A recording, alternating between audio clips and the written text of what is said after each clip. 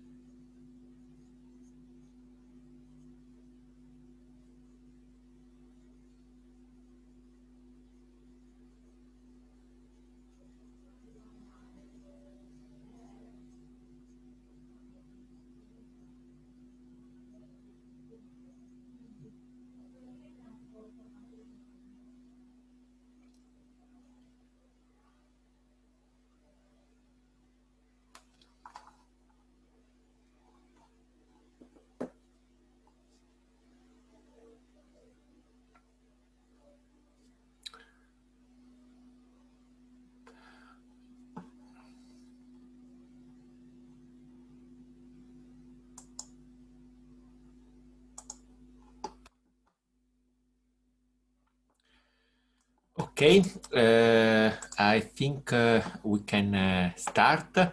So let me welcome all of you to the second session of this afternoon of the workshop Next Generation Quantum Clocks.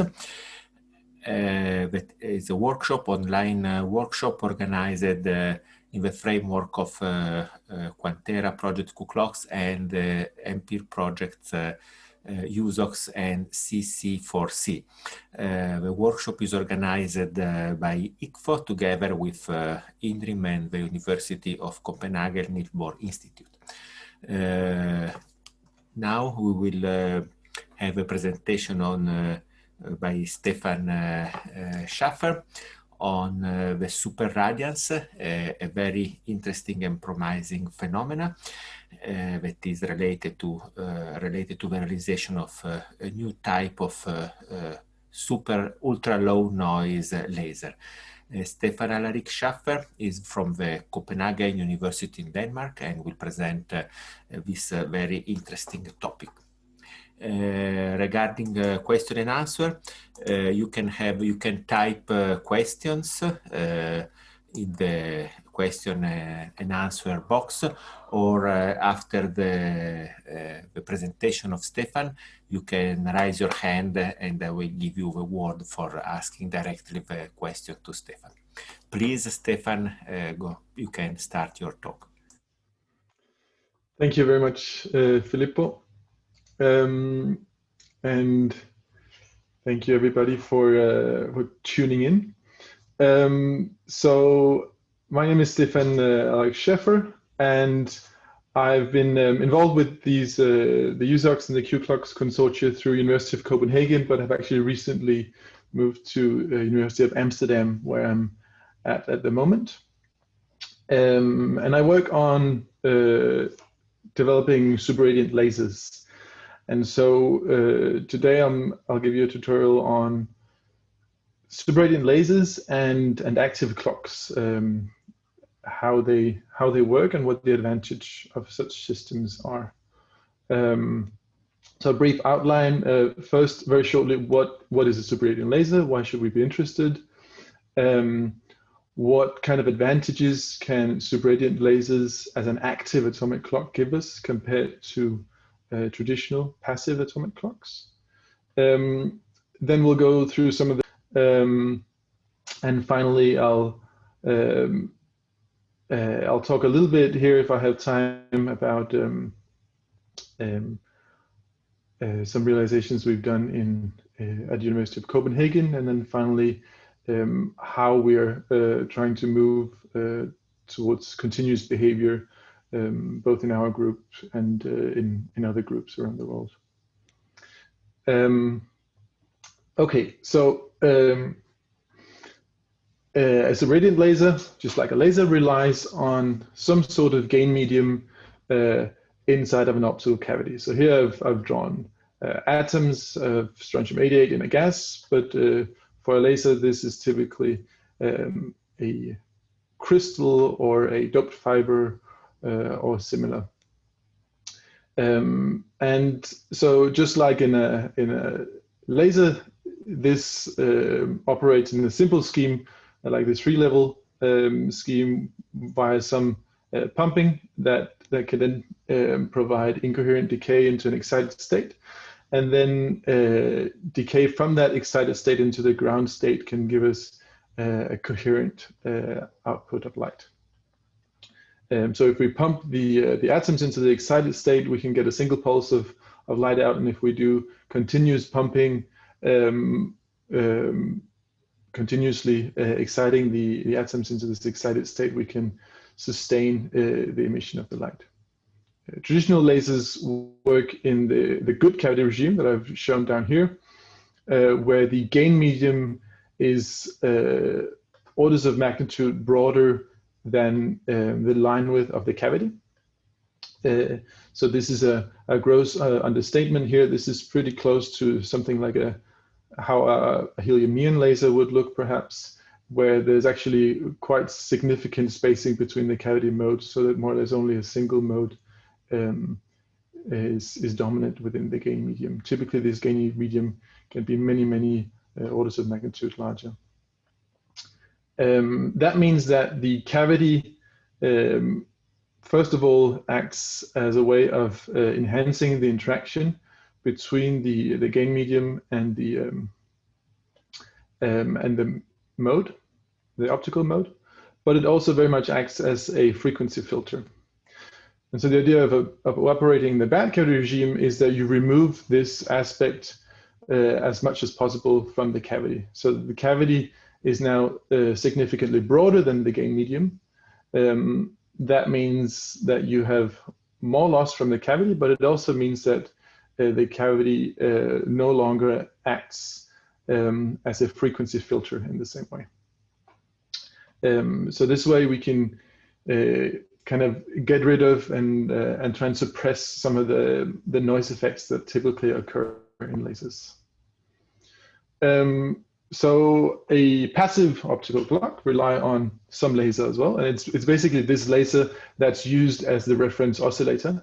But because lasers are intrinsically noisy, they have short-term noise that you can try and correct by stabilizing the laser onto a stable high-finesse cavity, for example.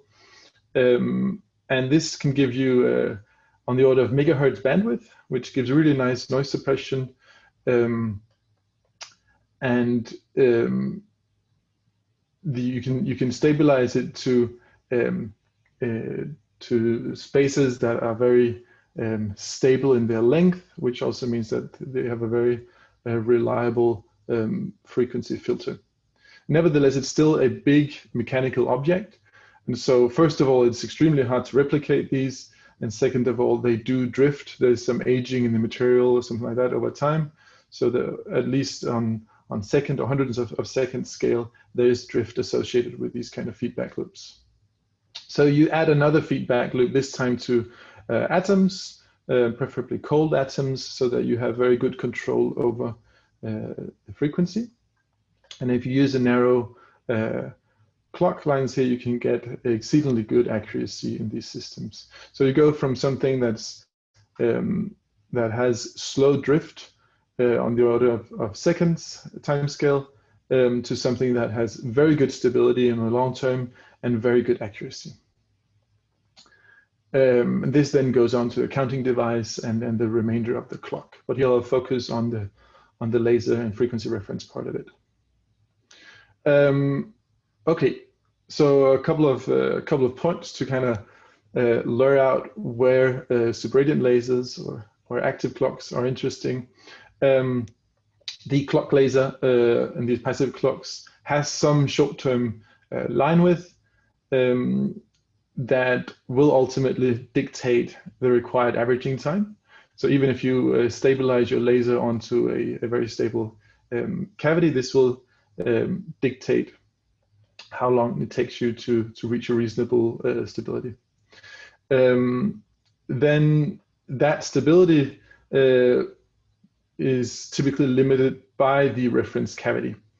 So this is often in the form of thermal fluctuations, so actual Brownian motion of the spacer or the coating on the mirrors or the mirror substrates. And this can be mitigated by having very fancy reference cavities, as has been realized, for example, in a collaboration between PTB in Germany and Gila. These conical silicon cavity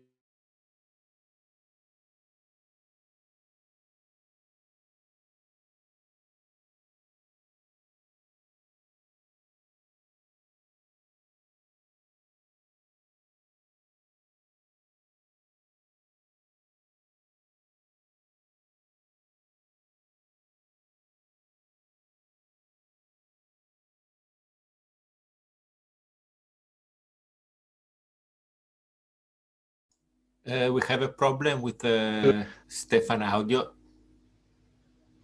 Sorry? I don't know if it is me or